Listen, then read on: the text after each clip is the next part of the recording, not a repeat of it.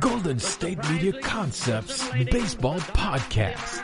We cover everything Major League, from spring training to the World Series. We've got your favorite club covered, from New York to Boston to LA. This is the Golden State Media Concepts Baseball Podcast.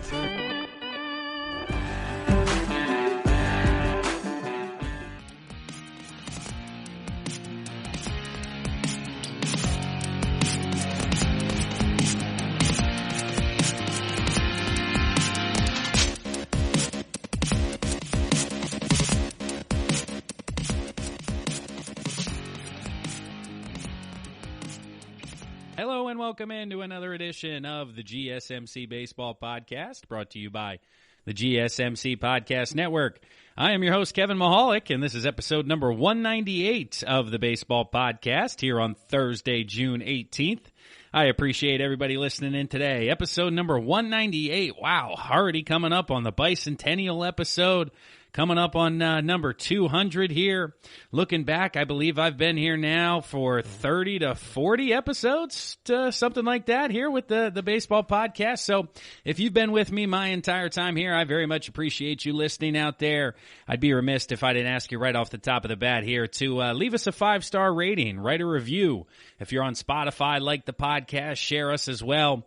Follow us on all the social media platforms. The GSMC Baseball Podcast is on Twitter, Facebook, as well as the podcast network itself. So before we jump into another great episode we have for you guys here today, the first couple of segments, we'll take some time diving into the latest that's taking place in the negotiations between the players and the owners.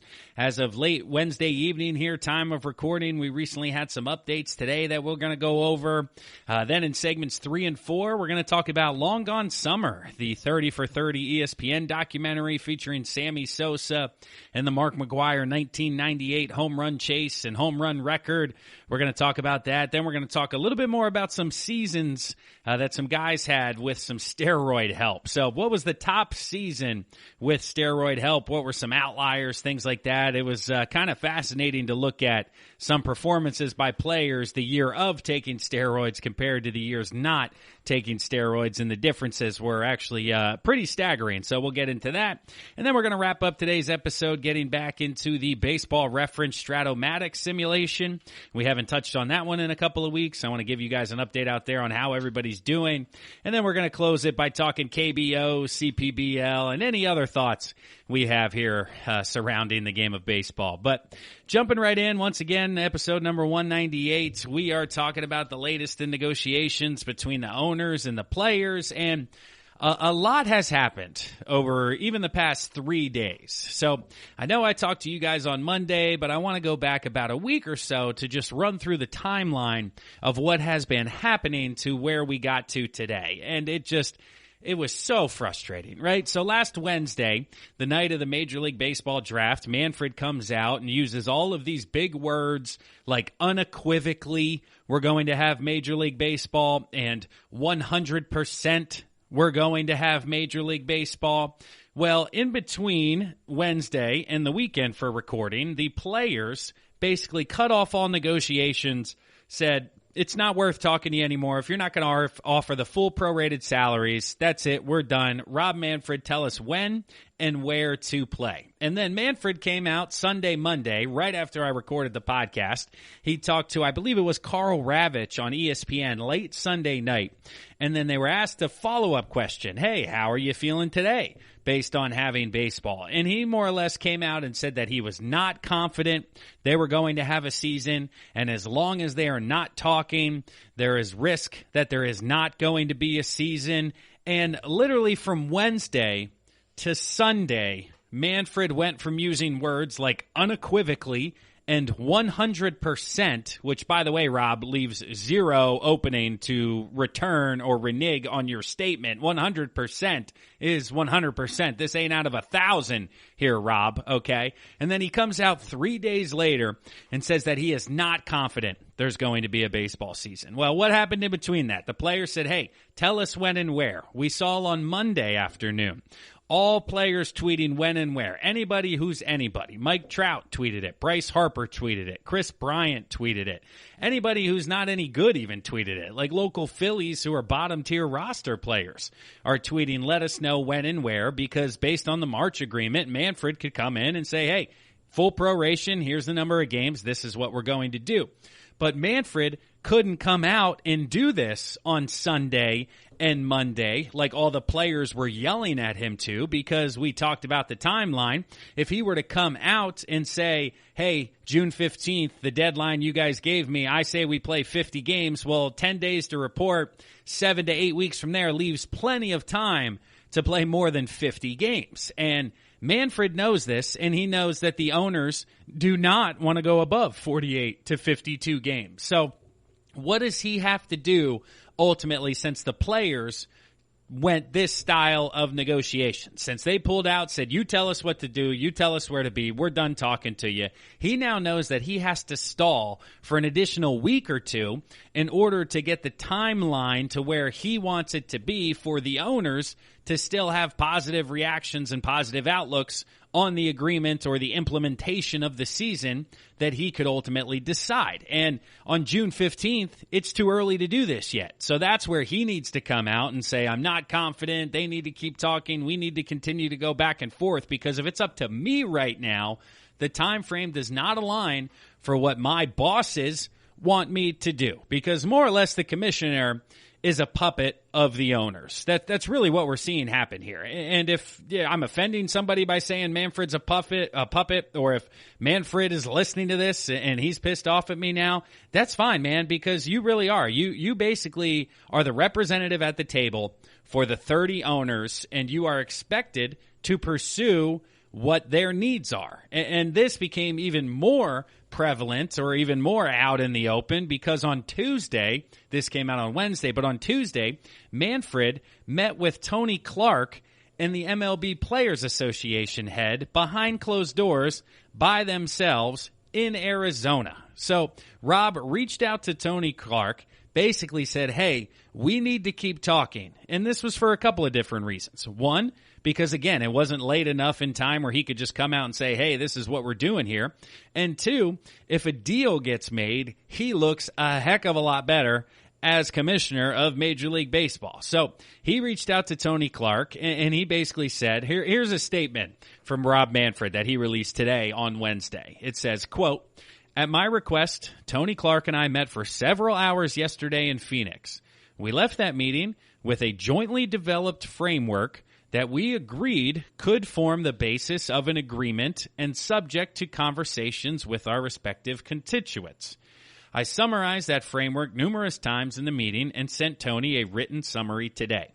Consistent with our conversations yesterday, I'm encouraging the clubs to move forward, and I trust Tony is doing the same. So basically, Manfred came out, said, yo, Tony, me and you, mano a mano, we got to sit down and we got to hash this out, because the current projection that we are on, the current avenue that we are moving towards, is no baseball in 2020, or very limited baseball with two pissed off parties in 2020. And then it's a total war in 2021 and 2022, because if they can't come to an agreement this year on anything, that's just going to lead to much larger collective bargaining arguments and agreements moving forward. So they were able to sit down on Tuesday, and I wanted to pause there, but I figured I'd read the entire statement, because this was the first time that the two parties were actually able to sit down in person together. Now, Phoenix, not sure that was the smartest place to go based on what everything is happening coronavirus-wise throughout the country. The likes of Texas, Phoenix, or more Arizona, Florida, they're seeing spikes in cases because they've opened here, and ultimately the coronavirus could still derail the 2020 Major League Baseball season. But as of right now, that is not what is derailing the season, and it is the financials that they are going over. So in this statement, you also hear that Manfred and Clark believe they came to the framework, quote unquote, was the word they used, for an agreement moving forward. And basically, these two came to a verbal agreement. They now have to go back to their respective parties to try to get this agreement passed. And this is ultimately where some of the hang-ups are going to come, because Obviously, there's been reports already that at least 6 of the owners are willing to sit out this year, and that makes me believe that the owners don't actually like Major League Baseball. Owners of baseball teams actually don't even like the product that is out on the field, because if they gave a darn about the product that is out there or gave a darn about the actual sport taking place, this agreement would have happened already. They would have eaten some of the money and they would have played baseball. But because owners run the team as a business, and this is essentially corporate America, they're like, no, I'd rather not play. I don't care about the sport. I don't care about baseball. This is just a money-making machine for me that I'm claiming is unprofitable somehow as well. Even though when you bought the team for $200 million 10 years ago, now you could sell it for $1 billion. It's still somehow unprofitable moving forward for these guys. But so basically where we're at here is the two heads, the head of the MLBPA and the head of the owners, sat down in a room on Tuesday, banged out basically the framework for an agreement, and hopefully they're going to go back to their respective parties and be able to get this passed. But that's going to wrap it up for the first segment here of the GSMC Baseball Podcast. But after we pause for a word from one of our sponsors and one of our sister shows, we're going to come back in the second segment, and we're going to discuss some of the details on this proposal and whether or not ultimately this is the agreement that is going to, be agreed upon by both sides here, or if there's still or some any last-minute changes to be had here. But like I said, we'll pause right now. When we come back on the other side, we're continuing our conversation around hopefully a soon-to-be agreement between the players and the owners. Stick around. This is your ultimate stop for everything sports. The Golden State Media Concepts Sports Podcast. Should I say more? From the NFL, MLB, the NBA to MMA, it's all in here. The Golden State Media Concepts Sports Podcast. Listen now.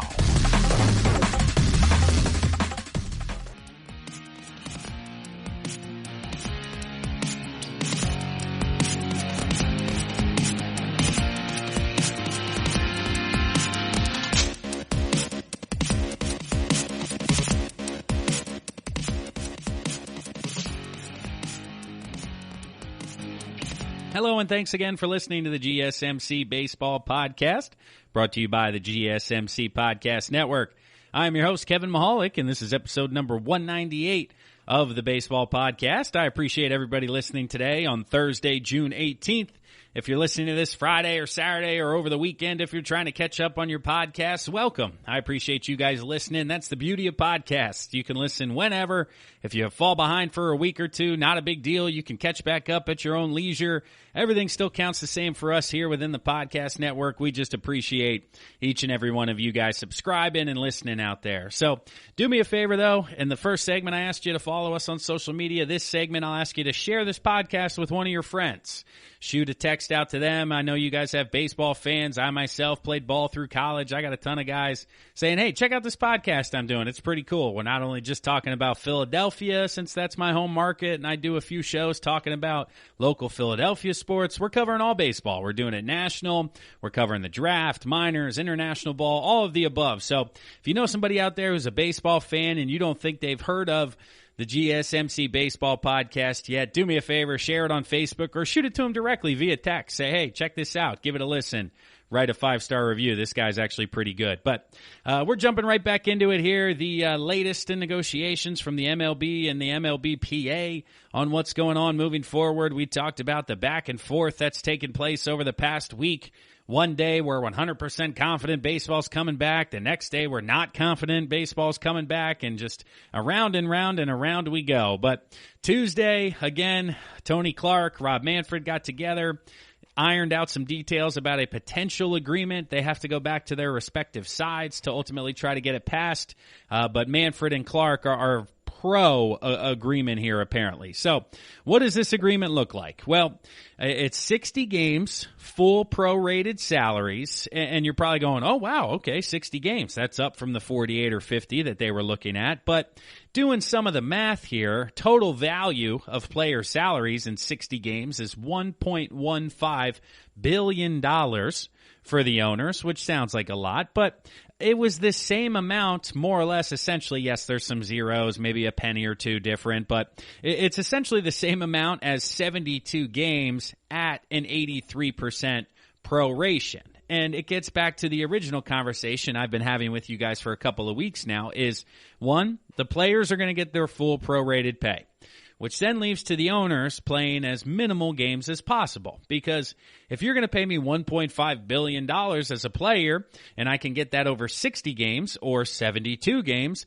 I'm doing it over 60 games. If you're giving me 10 hours to complete a contract job, if you're giving me 10 hours to clean your carpet at home and I could do it in 1 hour, I can do it in 3 hours, I'm going to do it in 1 hour because I'm going to make the same amount of money. Why would I put myself at risk for an extended amount of time beyond what I need to make the same amount of money? So start with the least amount of games, give me the full proration, we'll continue to climb from there. So this proposal at 60 games is the most recent one from the owners. The most recent proposal from the players came in at 89 games. Now, a 29-game difference is still a very, very large difference. And it's my understanding, talking to sources within the industry, talking to basically players, things like that, there is going to be continued negotiation. They don't believe that this deal itself will be approved. There is very much optimism now that they are moving towards agreement. But if you're looking at 60 to 89 games, if you're the players, you now understand, hey, the owners, they came and met us at the full proration. They're not going to come all the way to 89 games. And based on today's date, 77 games is the most we're going to be able to play. So give it another week before we figure out negotiations, cross the T's, dot the I's. That means we're going to look at a potential of 70 games that the players would want to play. If the players get 70 full prorated games, that's an ultimate win for the players, which means I think we're going to end up somewhere around 65 games. You know, if I really had to put a number on it, I may say 67, just based on the amount of days, everything like that. But this deal or this offer that has taken place here as of Wednesday night that could potentially move forward, basically they're hoping to get this approved in the next day or two by the end of this week, June 19th, which then means everybody will be able to report to Spring Training 2.0 by June 29th. And then you have 3 weeks for Spring Training 2.0, which means the season would start on July 19th or 20th, whichever date, you know, again, however they figure it out. But that is a huge key because then it would be 60 games in 70 days. And July 19th, that's about 8 or 9 weeks till the end of the year. So it's pretty much one off day a week, playing 6 days a week, no doubleheaders, nothing like that, no 7 innings, none of this craziness that we talked about before that never actually had a chance to happen, as naive as we were, just due to the fact that the owners were never going to pay that money. They're never going to pay somebody for 7 innings what ultimately they should get for 9. And then if you're doing double headers and playing 14 innings, you're getting paid for 18 innings and only playing 14. It's something that ultimately is not going to happen moving forward. So they're going to play 60 to 65, possibly 70 games at full proration. If you want to say the players can, you know, eke out a couple of more, because every game they get paid obviously is a victory for them. So if they don't finally agree at 60, but can get them to 64, 67, whatever it is, they can still say they won a bit of that argument or negotiation back and forth. Also included in this proposal is expanded postseason for 2020 and 2021. Which is a huge key to this agreement and a huge key to helping Major League Baseball moving forward. Honestly, I think it's the biggest key that made Rob Manfred reach out to Tony Clark. Because if Rob Manfred had to come out and mandate a season and basically say, hey, here's the deal, the playoffs would have remained where they are at 5 teams a conference, 1 wild card game, best of 1, then you go into the best of 4. And the easiest way to make revenue right now for any sport out there is postseason play. Is the NBA expanding the postseason potentially? The NHL expanded the postseason. Baseball is expanding the postseason. Football added another team to the postseason, even pre-coronavirus pandemic, because leagues make the most amount of money in the playoffs due to the most amount of eyes on the game, the streaming rights, the broadcasting rights, which we touched on very, very briefly in Monday's episode. But Major League Baseball signed what is deemed to be at least $1 billion contract with Turner Broadcasting, or TBS, TNT, all of, you know, that family of networks to broadcast the postseason. And if you're basically in the middle of a negotiation where you're telling players, we don't have any money to pay you right now. And then it's leaked on the side and in the background that you just signed a deal for $1 billion over the course of the next, 5 to 10 years. I forget off the top of my head here. But yeah, you have money, and you have money coming in the future. This isn't a one and done type of deal. This is continued money year over year over year. And if you add the amount of teams to that, you're adding more games to the playoffs. You're adding more stuff to the broadcasting contract. More teams make the playoffs nationally. Therefore, more cities are involved in baseball in the month of August and September. More cities, their economies are doing well. It helps all of America and not just Major League Baseball to expand the postseason. Now, going all the way to 8 teams, a little aggressive in my opinion. Honestly, basketball and NHL, I think their playoffs can be a little bit too long. I really do. I mean, you look at the playoffs, you blink and you come back and it's like 2 months later and it's still the playoffs. It's like, wait, we don't have a winner yet? This thing started, April? It's now the middle of June. We haven't figured out who the best team is yet? What are we waiting for? So, honestly, I don't see that as being a problem with baseball just due to basketball. They take like 2 days off in between every game, which drives me absolutely insane. Hockey's standard. They're perfect. 1 day off, play, 1 day off. That's cool. Baseball, you play every day, though. This is still going to be done in the month of October. It's just going to be, we're going to have 8 teams, so you're going to have 4 games in each conference, which means we could potentially have 8 playoff games in 1 day, which means you're absolutely going to have overlapping playoff games. That's amazing. I'm just thinking right now, we have 0 sports to watch, and there could be a day in as little as 2 to 3 months where I could have 8 playoff baseball games that day. What are they going to play at? 2 at noon, 2 at 4, 2 at 8, and 2 at 12? They don't even have the day. They're going to be 3 at a time going on. There's going to be 3 at 1, 3 at 4, 3 at, it's going to be awesome and fascinating to watch, and I'm really happy that this is one of the things coming out of this agreement. As well as the universal DH. There's going to be expanded postseason and the universal DH, which would be for 2021 and 2020. And then there is growing, energy or optimism that the DH will be fully implemented in the new collective bargaining agreement that runs up after 2021 and is implemented for the 2022 season. So as a National League fan, again, being a Phillies fan, I grew up in the National League style of baseball. I very much understand how it makes it a much more simpler game to manage or to coach. That's one thing.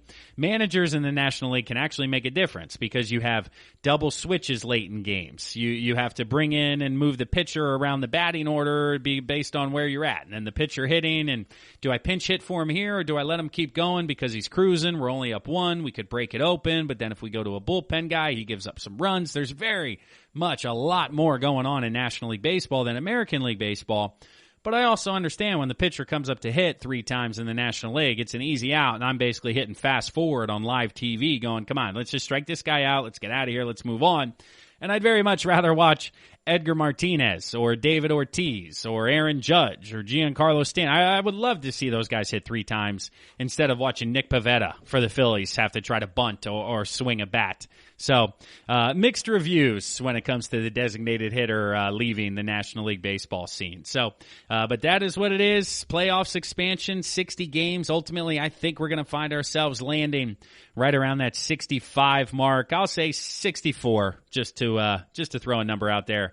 Hopefully by this weekend. So we'll see. It's Wednesday night again here. They're hoping to get the agreement. I think the players will come back with one more counter proposal that the owners probably won't agree with because they're going to want it to be their proposal that is agreed to. So players will counter, owners will counter that, and then the players will agree.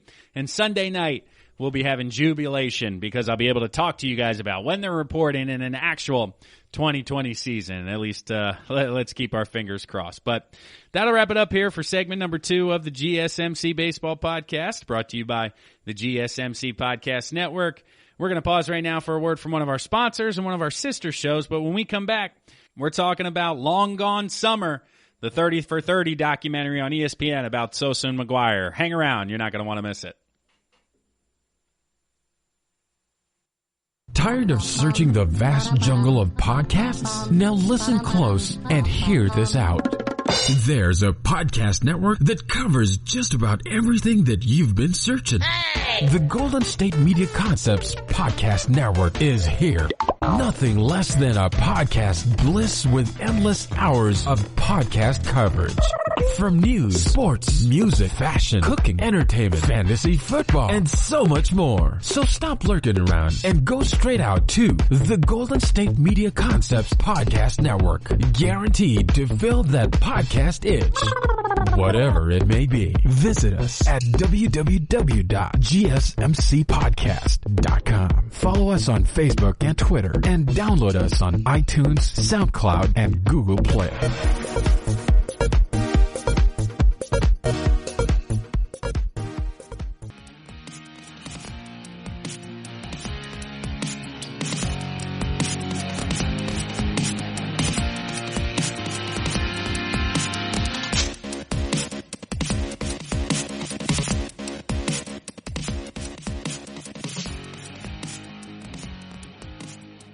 Welcome back, and thanks for listening to the GSMC Baseball Podcast, brought to you by the GSMC Podcast Network.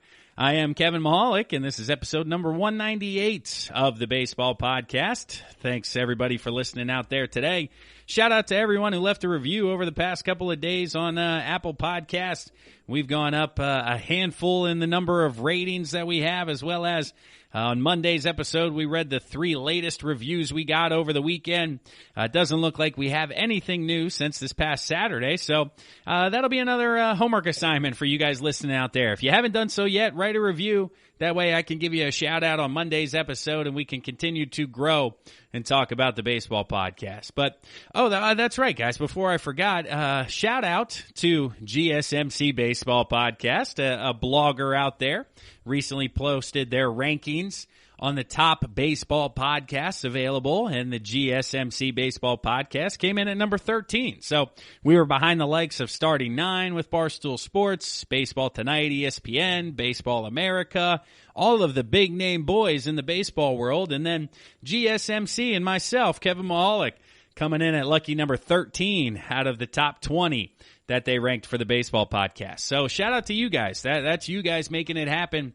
That's you guys spreading the word out there, continuing to grow the podcast and continuing to help the good stuff we're doing here at GSMC. But right now, this third segment, we're going to jump into a reaction about Long Gone Summer, which was the 30 for 30 documentary done by ESPN on the 1998 home run chase between Sammy Sosa and Mark McGwire. And my first thought was just, how electric was the year of 1998 in the city of Chicago? Are you kidding me? Unbelievable. This was the same year, and we just watched The Last Dance documentary about Michael Jordan, about the 1998 Bulls. It was the last time, the third three-peat. They win it. They beat the Jazz again. Michael, Scotty, Kerr, Phil, everybody involved. And this is happening again in 1998, so the playoffs would have been the spring or the first 2 or 3 months of the baseball season, because if you look at it, the NBA Finals typically are the first week in June. I did my research, and this was true even back in the year of 1998. So you have the Bulls going into the month of June, winning the NBA title for the third straight year. Michael Jordan reigning supreme for the third straight year, coming off of Space Jam in 97, 96, whatever it was, winning more titles. Well, Jordan wins his 6th the first week of June. Well, June 1998 was also the month that Sammy Sosa hit 20 home runs in a calendar year, or a calendar month. It's the most home runs in any calendar month. We talked about that a couple of episodes when we did our home run deep dive. Well, imagine that. Just imagine living in Chicago in 1998 in the month of June. We're in June 17th right now, so just take it back 12 years with me. We're on the 17th. Jordan would have just won. They closed it out on, I think, the 12th or 13th or something like that. It was a little bit later in June for them. But then you're going, okay, we just won that. We just did our parade. Let me see how the Cubbies are doing. Whoa, Sammy Sosa's coming from nowhere. He's had 20 home runs this month. He's gone from 15 to 35 in 30 calendar days. He hit his first home run on June 1st, his last home run on June 30th for 20 for the month. I mean, can you even blink as a baseball fan in the city of Chicago, that's unbelievable. You're going from the United Center, winning the title, raising a banner, MJ, all hail, and then you walk across the street to Wrigley. Sosa decides to become king of the North Side, hit 20 in a year. He's going to chase Roger Maris. So let's go from winning the NBA title right into a home run chase, right into the Cubbies making the playoffs that year, like they told us at the end of the documentary. Just unbelievable to think about living in Chicago as an adult in 98. Would have been a fascinating summer and one of the best of your life for sure, because my own personal experience from 1998 is I was 9 years old. I'm an 89 kid, all right? I'm 31 years old. So I was living outside of Dallas, Texas at the time. We were in the South Lake Carroll School District. You high school football fans out there know that school district. They've produced multiple NFL guys. If you're a football fan, you've heard of that one. But living down there, following baseball, playing on a travel team, going all across the country, just eating, sleeping, breathing as a 10-year-old, 9-year-old that summer.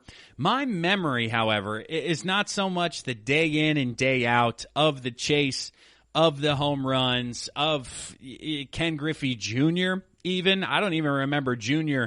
being involved that summer at all, because as you get away, it's obviously Sosa, McGwire, 70, 66. You remember that, but you forget Griffey hung around and was one back at the All-Star break of McGwire. Just, got a little bit cold in the second half there and ultimately didn't finish above 60. But just fascinating to think that Junior was involved in this as well, because my memory of what happened was reading the newspaper, getting up every day. I used to come down, eat cereal or whatever it was before school, and I would read the sports section for 5 minutes while I was eating breakfast until I had to go back upstairs to get changed. And every morning during the summer, you'd read the headlines, you open it up, you go to all the box scores of Major League Baseball, because again, this is 98. This is pre-cell phones. This is early internet. This is, really I'm going to just read the box scores on ESPN.com. There was no GameCast, no nothing like that.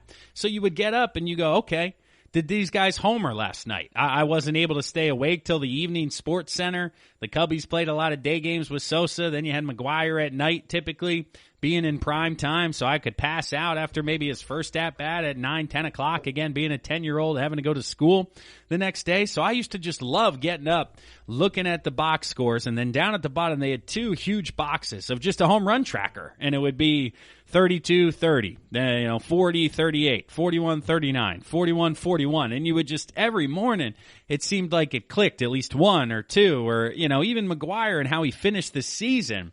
I don't remember that. I don't remember Sosa tying him at 66 going into the last weekend of the year, and then McGwire hitting 5 home runs in 3 games. Are you kidding me? Sosa goes up 66 to 65, literally for a half hour of real life time. We come to find out it was almost like 45 minutes later, Big Mac went yard and tied Sammy at 66. And then the next day, Big Mac hits 2, 67, 68, the last day of the year. Tony La Russa says he doesn't want to play. He throws him out there. He hits 2 more and gets to that 70 mark. So I don't remember that tail end of that. I just remember reading 58, 58, 60, 58, 62, 60, and being like, holy cow, they're actually both going to break this record. And then which one of them is going to win? And it was just awesome to follow. Obviously naive as a 9, 10-year-old kid. I watching the highlights last night is just eye-opening as a 31-year-old, just looking at the human aspect of what's going on. Mark McGwire was humongous, okay? He was huge. How do you not know, or how do you not assume he's on steroids? You just think that guy's going to the gym and pumping iron every morning? Like, no, Giancarlo Stanton and Aaron Judge are big, fit human beings. Mark McGwire was a statue. He was Herculean almost, as were most of these guys in the late 90s. So to just kind of follow that, see that whole ordeal, it was very, very interesting, to kind of follow the Andro, I believe it was, in his locker about how that was legal. And he almost did that on purpose because people were starting to murmur. So he said, hey, I'll just put the legal stuff right up and say, dude, yeah, it's right there. I'm not hiding it. I'm going to GNC and buying it. You can go to GNC and buy it. It's all fine. It's all free. It's all It's all good. MLB's not testing for it. What's the deal here? So it was just kind of fascinating to see. I really wish the documentary would have dove into that a little bit more. I understand how they probably wouldn't have gotten the content they wanted. It certainly seemed like Sammy Sosa wasn't willing to talk about it whatsoever. Even when they tried to bring it up, Sammy just kind of spoke without speaking. You know, he was like 106 people on the Mitchell Report, and they're coming at me. Shoulder shrug, and the guy was like, okay, what does that mean? And Sammy's just, you tell me. Shoulder shrug. And it's like, dude, you're not saying anything. Like, this is what we're talking about. You just go mute and kind of like ask a question to me after, you answer a question with a question. That's not how this works, man. And, McGwire was a little bit more open, a little bit more honest to what was going on. But really, I mean, the documentary was just kind of a highlight show. Really, it was just a YouTube clip of going, hey, here's the date.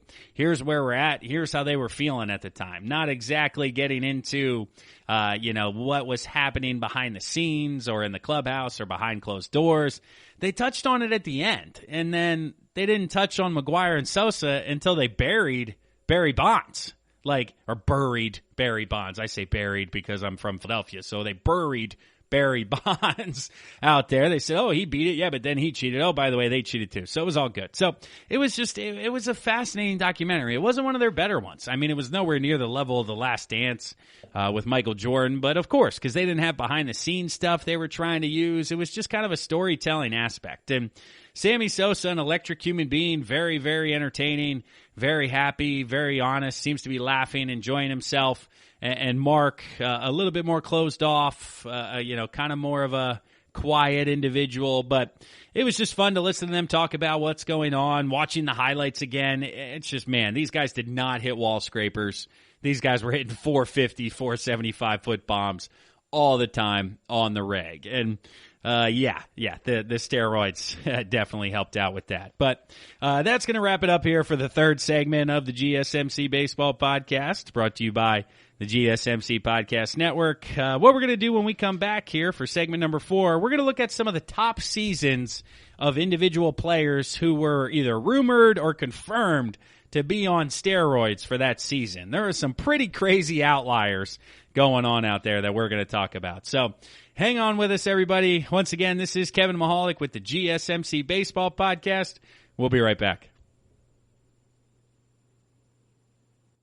Want to know the latest in soccer? Then listen to the Golden State Media Concepts Soccer Podcast. From MLS, the World Cup, and the Premier League, we've got you covered. The latest updates, the hottest matches, and news on the league's top players. It's the Golden State Media Concepts Soccer Podcast. David Beckham scores the goal to take England all the way to the World Cup finals. Listen now.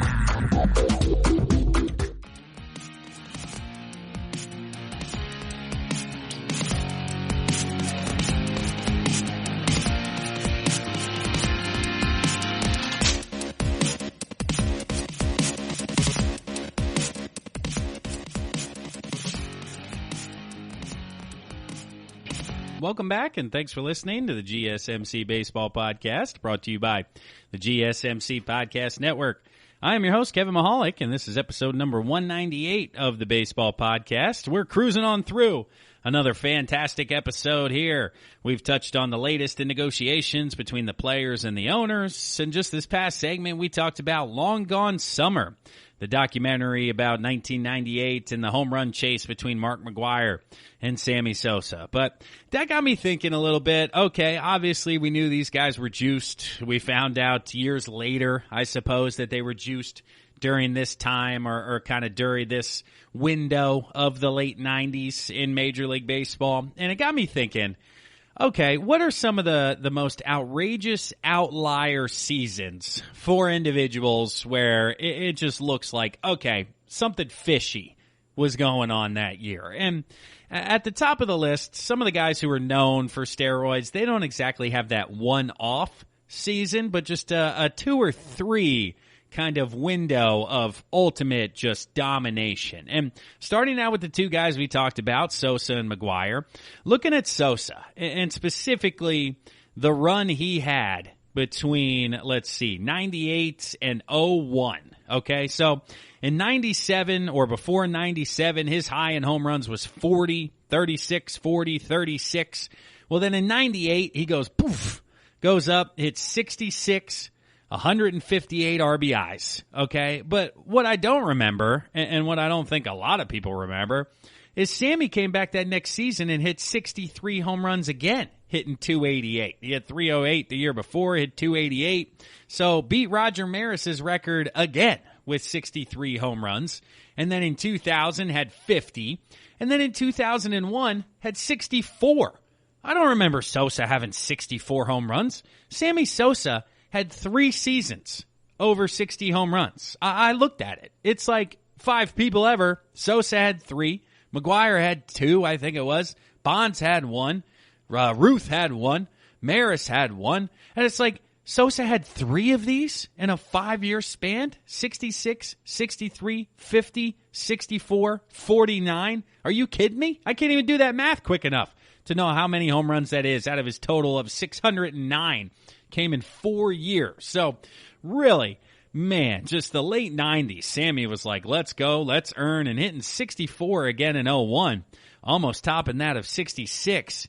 Just fascinating to kind of dive into. If you guys have time out there and you're kind of like me, don't have really anything better to do, just surf around Baseball Reference. Just dive on people's pages, check out their history, look at some years. Holy gosh, man, just, ooh, look at that. So, crossing over into Mark McGwire here as well. Very similar story, late 90s.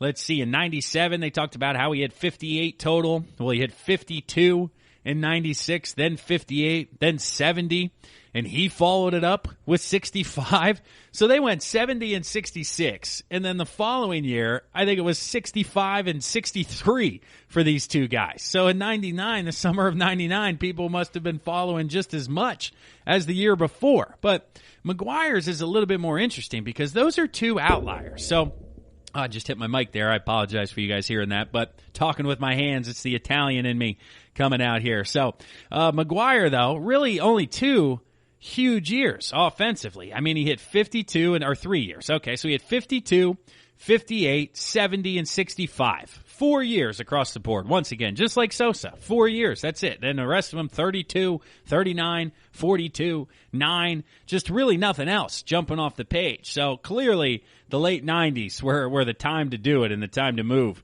in Major League Baseball. But continuing with the main names everybody knows out there, Barry Bonds, looking at some of his numbers. If you look at his home run numbers, his career high was 46 up until he hit 73. Yes, he got close right around there, but he hit 49, 73, 46, 45, and 45. I mean, 46 to 73, that's 27 home runs. That's almost... what? That doesn't make sense. 49 to 73, 308, 370. Wow. He hit 370 what year? Wow. He hit 370 in 2002. Unbelievable. 341, 362, 328. Shoo, man. So Barry's 5 years were 2000s, not so much late 90s. You know, in 98, he hit 37 when they were doing all that stuff, but then 73, 46, 45, and 45. Whew.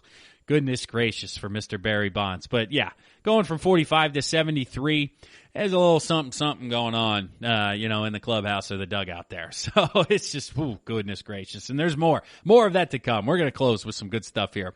But A-Rod, he was another one that's kind of known. He's had a couple of jumps. I mean, 2006, 35 home runs. 2008, 35 home runs. Well, what did he have in 07? 54. Somehow sandwiched in the middle there. 04, 36, 06, 35, sandwiched in the middle, 48. Then in 2000, 41, and obviously knows his time with Texas. We talked about how he was doing it, but 52, 57, 47. Hey, Alex, that's just, we know, man. We know that's the reason why you were enjoying yourself. And really, it gets back to the conversation of how much do steroids actually do for an individual. And if you're looking at the likes of McGwire, Sosa, Bonds, A-Rod, we touched on it there. 4-year windows, 50, 50, 50, 50, 60, 60, whatever it is. These next individuals decided that I'm only going to do it for one summer. I'm just going to see what happens. We're going to give it a year. We're going to try to do it big. And then we're going to disappear into the sunset. Well, that's exactly what happened. And I want to start out with Ken Caminetti. Now, it's never been 100% proven that Ken was on the juice or Ken was doing any of that type of stuff moving forward. But just looking at Ken, and specifically his 1996 season, the rest of his career, his high, 26 home runs, 26, 29, 13, 13, 18. Well, in 96, when he won the MVP, so steroids may have won him the MVP in 96, but he hit 40 home runs, 130 RBIs, and hit 326. So he went from 25 for 18 to 20 home runs to 40 and hitting 326 in 1 year. You hop off, where do you go back down? 26 and 90, and you hit 290. It's just fascinating. A 32% jump in average, 14 in homers, and 40 RBIs potentially directly correlated to HGH or steroid use at that time. Next up, we got Brady Anderson, the same summer, 1996. This one, amazing. Okay, Brady Anderson's career high in home run outside of 1996, 24. His average, like 17, 18, 18, 19, 13, 12.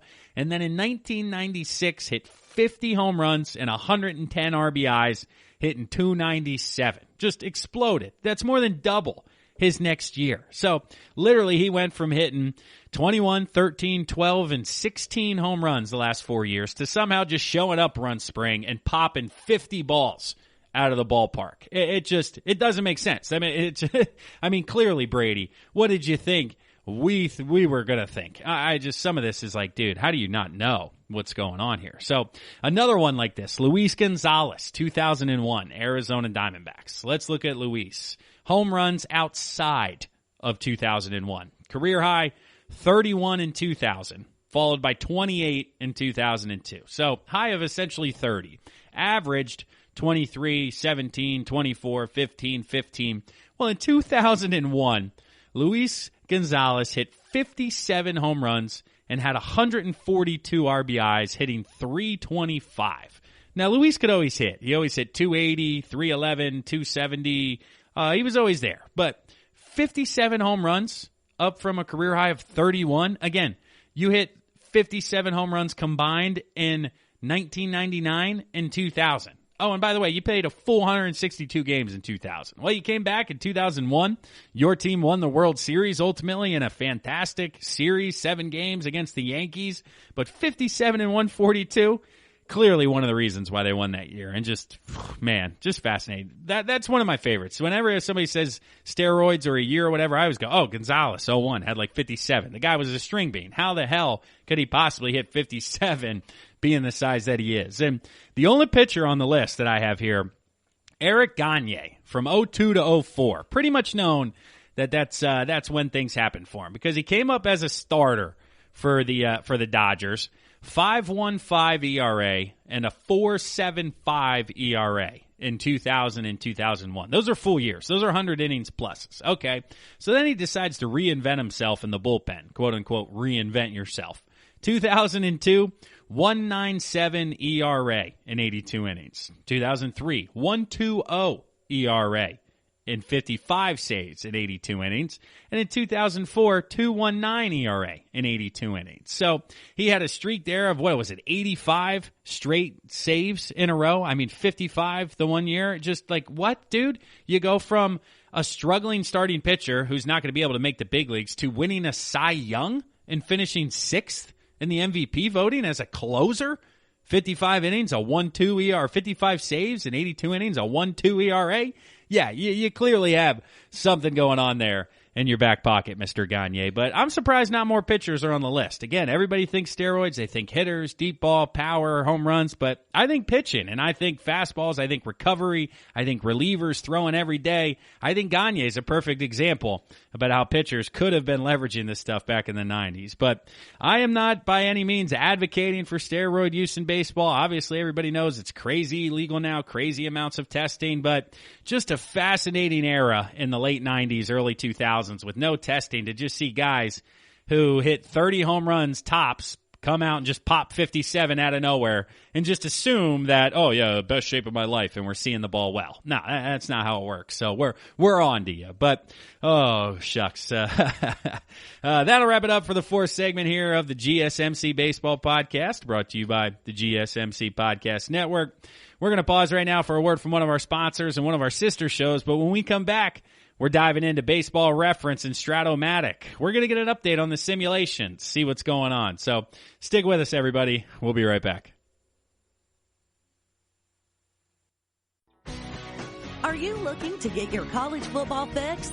Looking to get the latest news on your favorite school's team? The GSMC College Football Podcast is your ticket to all things college football. Join us as we talk college football from the national championship, the college rivalries, the bowl game, to the Heisman Trophy. To which conference is the best? We've got you covered for the Big Ten, SEC, Big 12, the Pac-12, ACC, and everything in between. Download the GSMC College Football Podcast on iTunes, Stitcher, SoundCloud, Google Play, or anywhere you find podcasts. Just type GSMC in the search bar.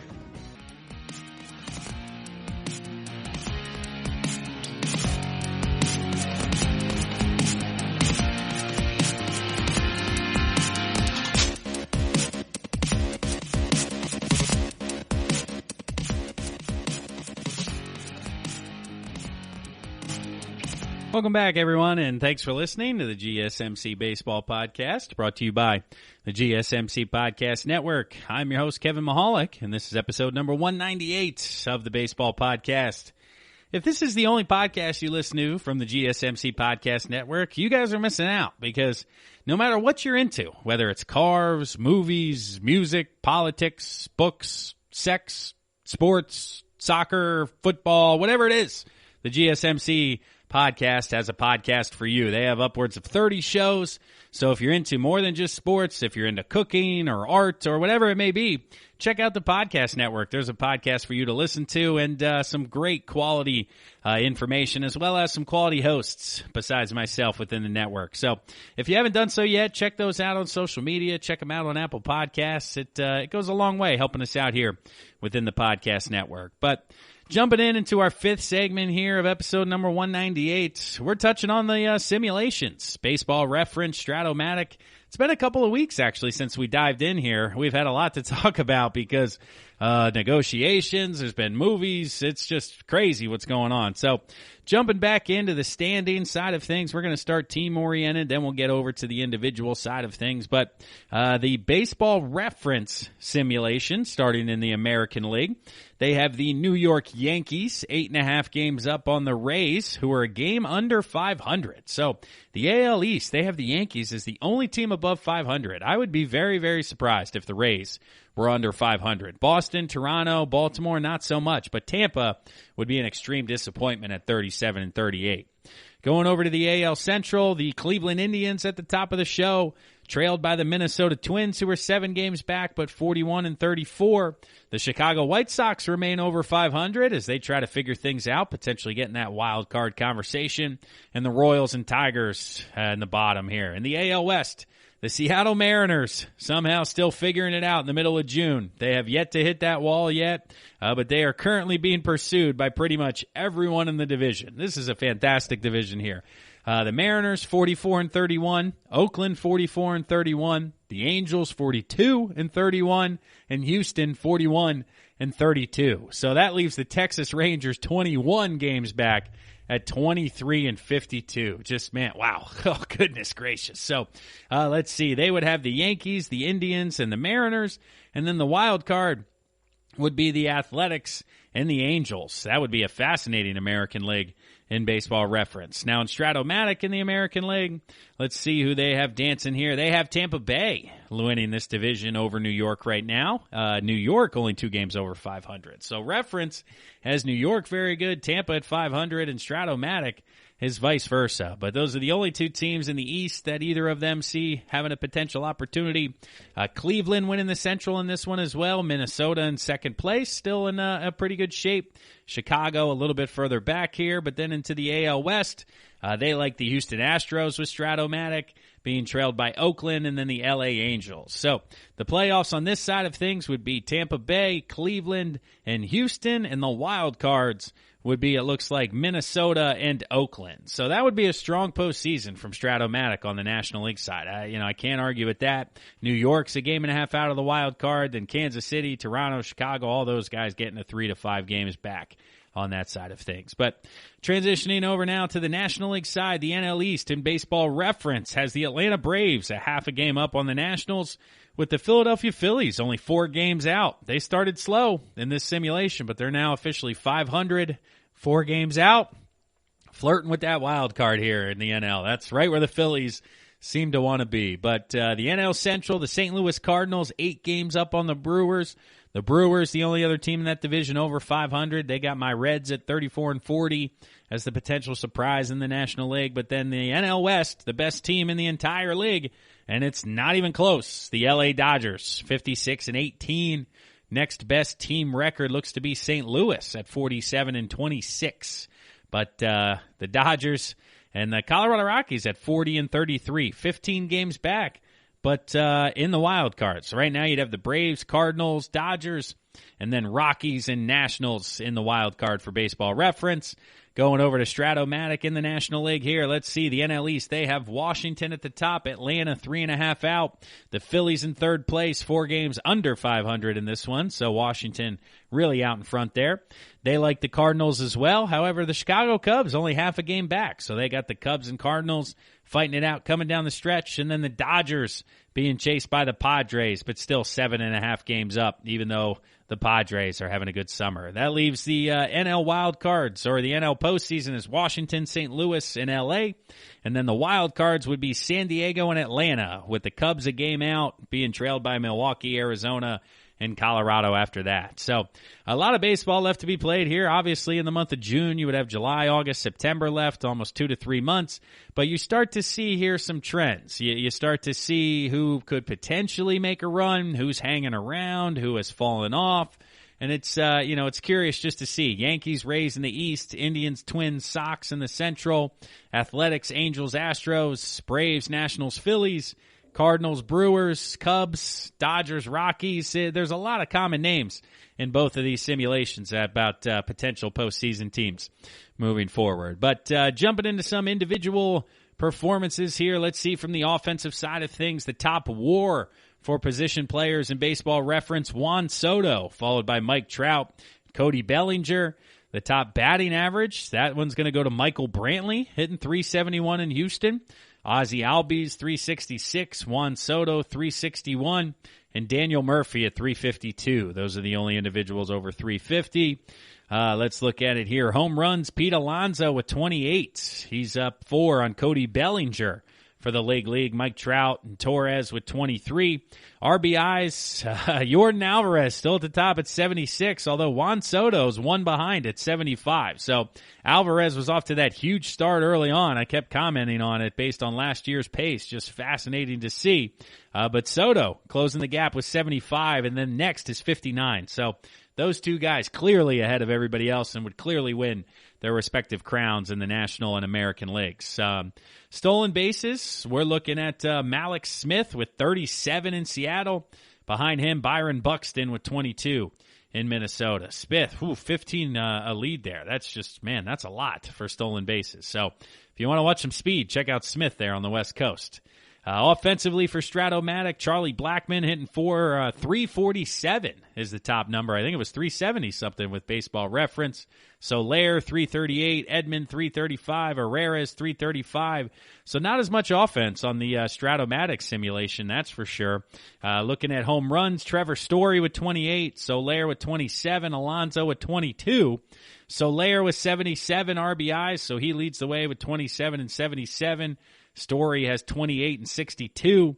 And then you get into the lights of Cruz and Lindor at 56 and 55 moving forward. So stolen bases, they got Christian Yelich with 24. Man, nobody here from Seattle. No Smith on this side of things.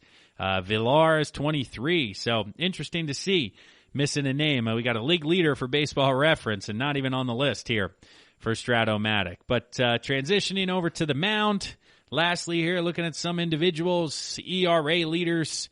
Walker Buehler, 196. Clayton Kershaw, 214. Lucas Giolito, 231. And Caleb Smith, 233. So, kind of fantastic. Ranger Suarez, 235. Wow, Ranger Suarez isn't even going to be in the rotation. And they got him at the number 5 ERA in all of baseball. Wow. The lefty for the Phils throws like 90. They got him 5th in the league in ERA, ahead of the likes of Wilson, Flaherty, Scherzer, Price. You're like, what, dude? I don't know. I'm not buying that one. I'd have to dive in to the team side of things to see what's going on. But the saves, let's see. Giovanni Gallegos with 21 in St. Louis. Kenley Jansen with 20 out in L.A. And then Jairo Diaz with 19 in Colorado. And strikeouts, Max Scherzer leads the way with 149, being chased by Garrett Cole at 140, according to Baseball Reference. So, Strat-O-Matic here, looking at some pitching statistics. They got Blake Snell with the best ERA in the league at 1.66, very much in front of Clayton Kershaw at 2.25. But both Reference and Strat-O-Matic think Clayton Kershaw can still spin it and still play. I'm starting to get worried about the amount of bullets being thrown there and if he's potentially starting to slow down. But they like that breaking ball, and they like those stats here with the simulations. So, let's see. Number of saves, Jansen with 23, Yates with 23, Hader with 22.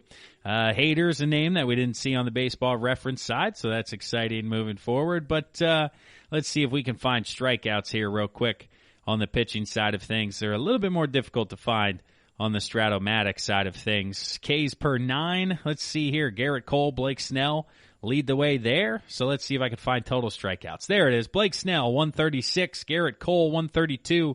Jacob deGrom, 132. Your top 3 from an individual performance perspective. But that'll wrap it up here for the 5th segment of the GSMC Baseball Podcast, brought to you by the GSMC Podcast Network.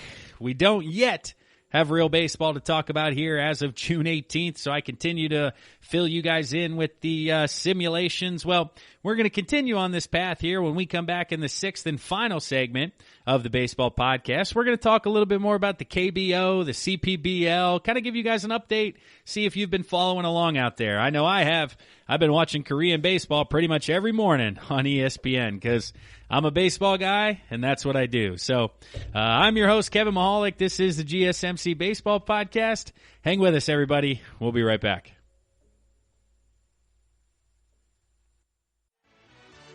Are you looking for the very best NFL and college football podcast? Then check out the GSMC Football Podcast. Get the latest football news both on and off the field. From the NFL Draft to trades to the rumor mill to the NFL Combines. They got you covered. That's GSMCpodcast.com/football-podcast. Get updates on college rivalries, game day insights, and much, much more. It's football talk the way you want it. This show eats, sleeps, and breathes football. Don't forget to like them on Facebook and follow them on Twitter. Visit GSMCpodcast.com for more info.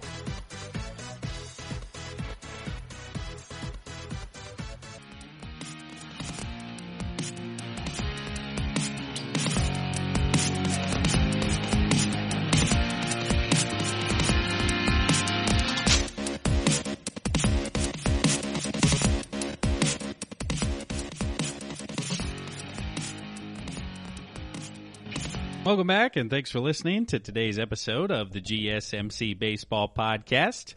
I am your host, Kevin Mahalik, and this is episode number 198. I appreciate everybody listening in on Thursday, June 18th.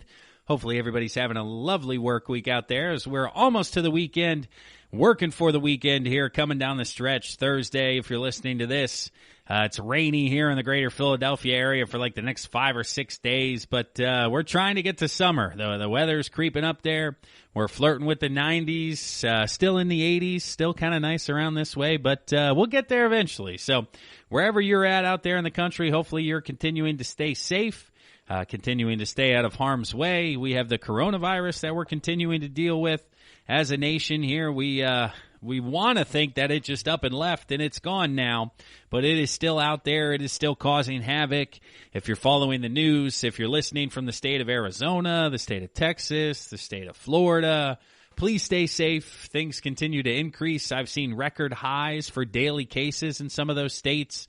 which is obviously not what you want to see in the month of June after we thought we got through the worst of it in the month of, March, April, even into May in some spots.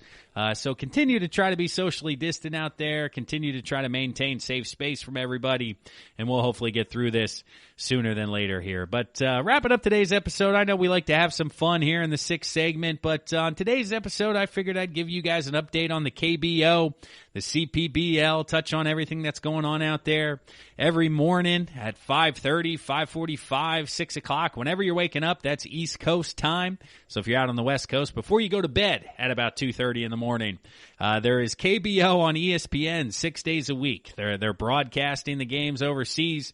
I myself, I've been watching reruns during the day. I'll forget about it, get up, it'll be like 9 o'clock, and the game will be over, and I'll be like, oh, I want to see who won this morning. Well, ESPN plays it on demand for you. You can pretty much rewind it back and check it out. So for those of you who haven't been following along, there's a few teams distancing themselves in the KBO. At the top of the list, we have the NC Dinos. They're at 26-11 at the top of the list. Some people are talking about how they could potentially be the top KBO team ever. They're really they're really just pouring it on everywhere else. It's just kind of fascinating to see what's going on with the Dinos.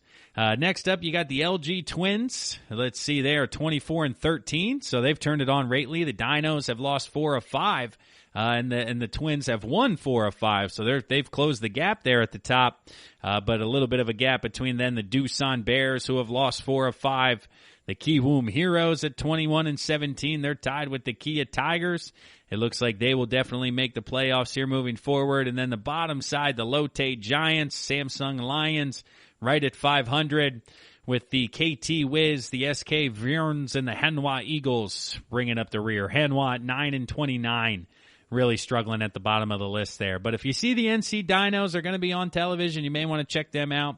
They're a lot of fun to watch. And the reason that they're at the top of the list is because they're getting some great individual contributions. They got the top hitter in the league, Kang Jin Sung, is hitting .439 this year. A really impressive start. 47 hits, 8 walks, only 13 strikeouts, and 107 at-bats.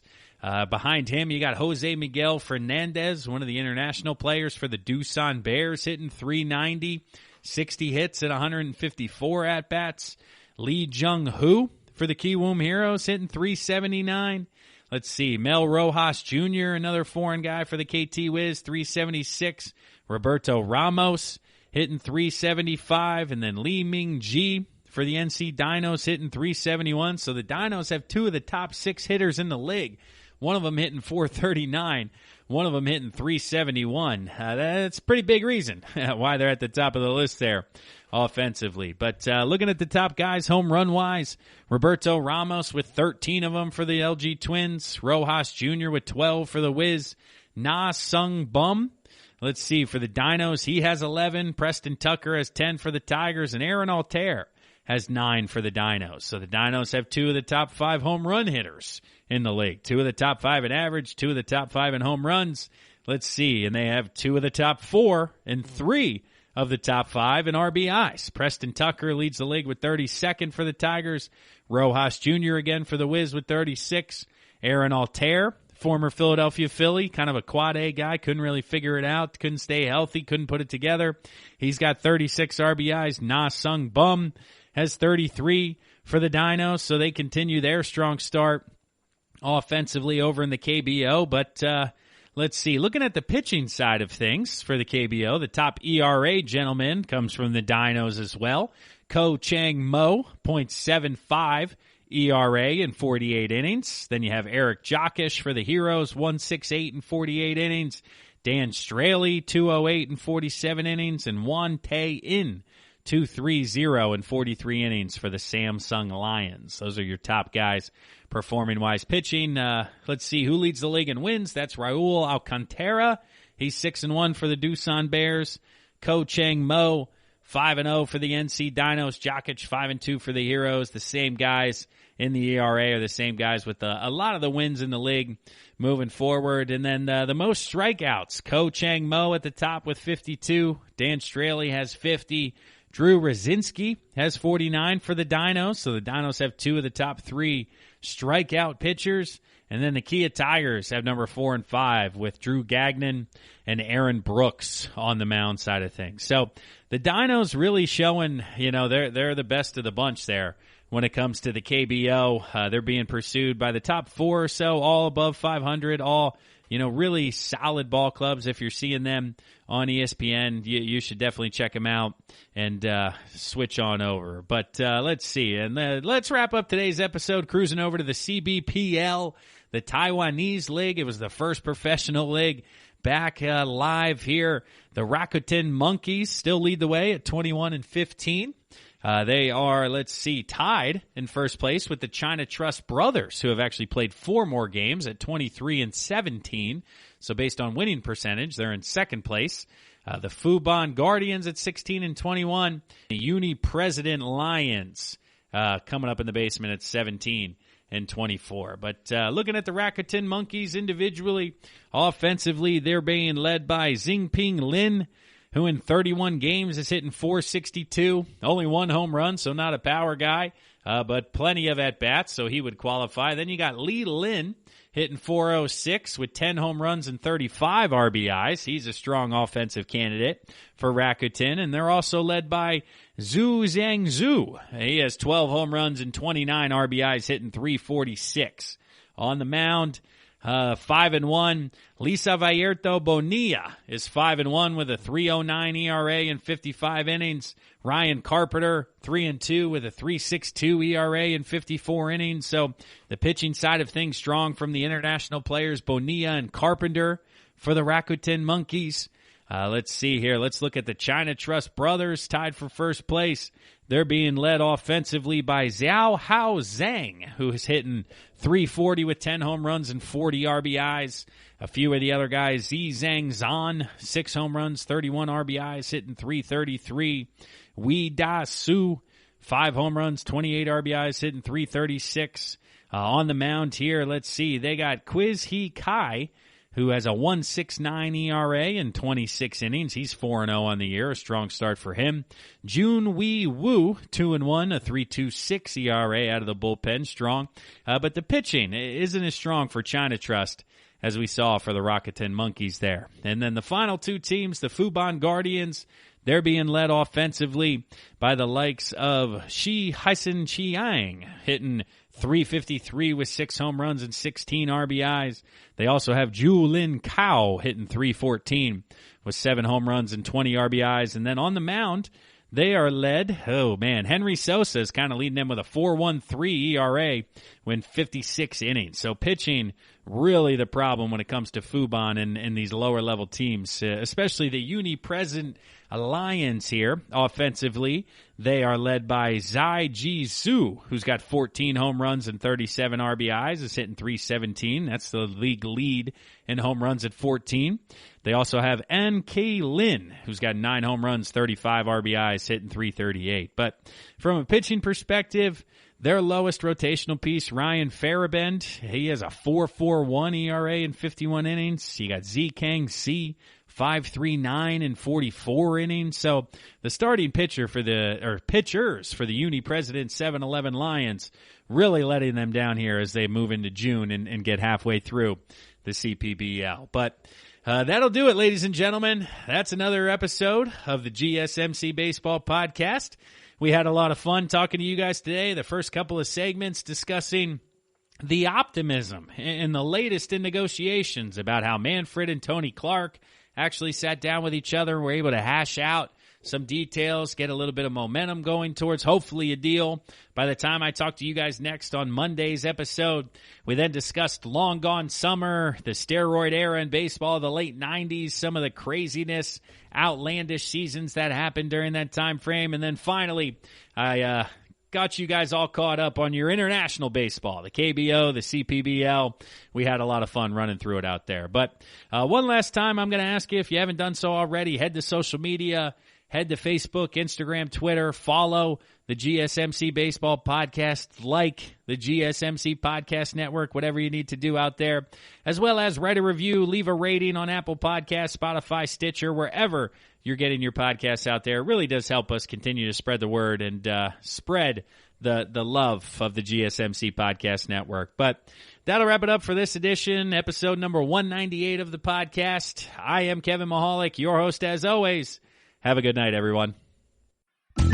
You've been listening to the Golden State Media Concepts Baseball Podcast, part of the Golden State Media Concepts Podcast Network. You can find this show and others like it at www.gsmcpodcast.com. Download our podcast on iTunes, Stitcher, SoundCloud, and Google Play. Just type in GSMC to find all the shows from the Golden State Media Concepts Podcast Network, from movies to music, from sports to entertainment, and even weird news. You can also follow us on Twitter and on Facebook. Thank you, and we hope you have enjoyed today's program.